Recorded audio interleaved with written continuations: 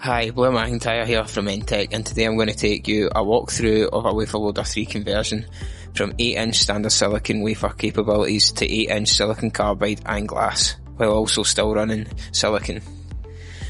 These upgrades help maximise your current tool capabilities without buying new equipment and meet your new substrate or new wafer size requirements. Once we have the old kit removed, we install the Wafer Loader upgrade and begin thorough setup and testing, ensuring all substrates work correctly and efficiently.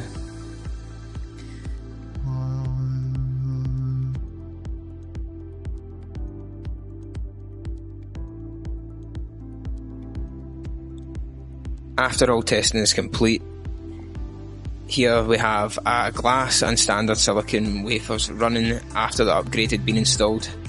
If a wafer loader conversion is something you'd be interested in, from wafer size to wafer substrate, don't hesitate to get in touch and we can provide you with a solution.